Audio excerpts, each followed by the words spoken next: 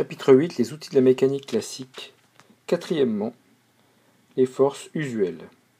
Première force usuelle, la force gravitationnelle et le poids. Donc prenons deux objets A et B, de masse MA et MB. Voici les centres de masse. Donc on a F de B sur A et F de A sur B. Voici le vecteur unitaire UAB. On a F de A sur B est égal à moins F de B sur A est égal à moins G fois MA fois MB sur R carré fois UAB. MA et MB sont en kilogrammes, R est en mètres, F en newton et G est la constante de gravitation universelle qui est égale à 6,67 fois 10 moins 11 newton kilogramme moins 2 mètres carrés.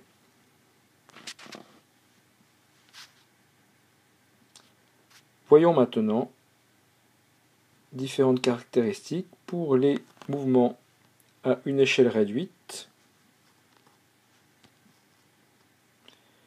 Le champ de gravitation terrestre, gravité terrestre, est considéré comme uniforme, c'est-à-dire le même partout.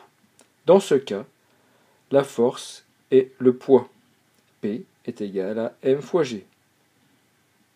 P est orienté en newton, vertical, vers le bas, donc ça c'est la force ici, et le point d'application est le centre de masse.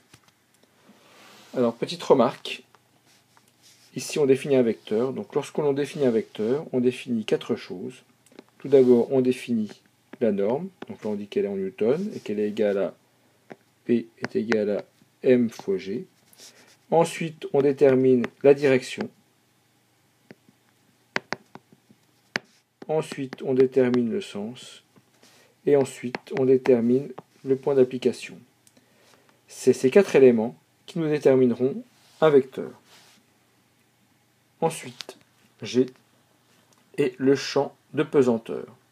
La valeur de G sur Terre est égale à 9,81 mètres secondes moins 2 ou newton, kilogramme moins 1. Ça, c'est la valeur moyenne. Elle peut varier en fonction de, premièrement, la latitude et deuxièmement, l'altitude. Deuxième type de force, des forces électriques. Force électrique. Donc voici deux particules chargées, deux points chargés.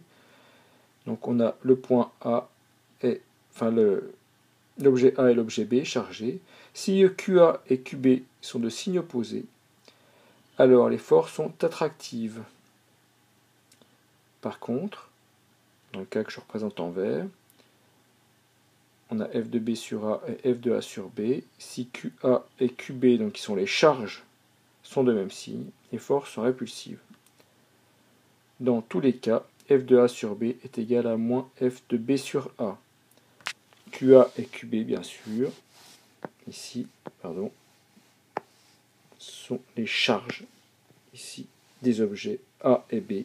En général, on considérera que les objets A et B sont des particules dont sont suffisamment petites pour être considérées comme des points par rapport à leur mouvement.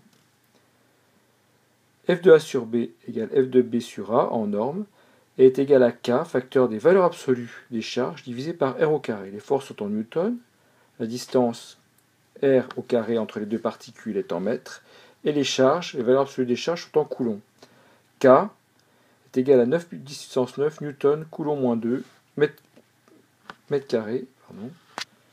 Je reviens ici. Dans le vide.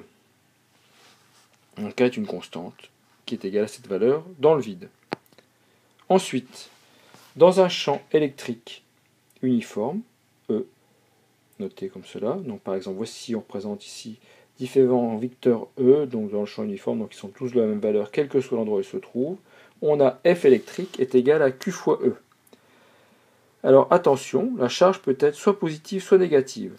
Si elle est positive, F électrique aura alors la même direction et le même sens, surtout le même sens que E, et si elle est négative, F électrique sera de sens opposé par rapport à E. Donc voilà, attention au signe de la charge. Q. Les systèmes considérés comme des points, car par rapport au mouvement, ces systèmes sont très petits donc on les considère comme des masses, enfin des objets ponctuels. Partie suivante, force de contact. Prenons un exemple, un skieur sur une pente. On a une force Rn, qui est la force normale. Rn est la force perpendiculaire à la surface. Le point d'application se situe au centre de la surface de contact.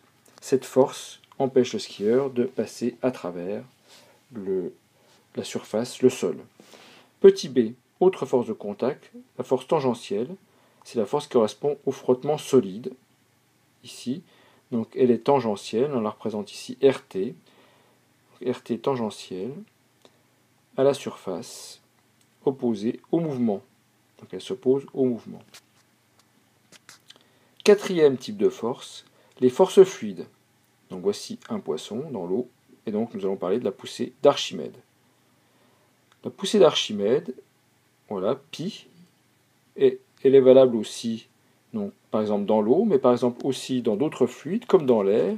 C'est le cas par exemple des ballons, par exemple le cas des ballons sondes, ici, sur lequel on a une poussée d'Archimède qui s'exerce. La poussée d'Archimède pi est verticale, vers le haut, et sa valeur est égale au poids du fluide déplacé.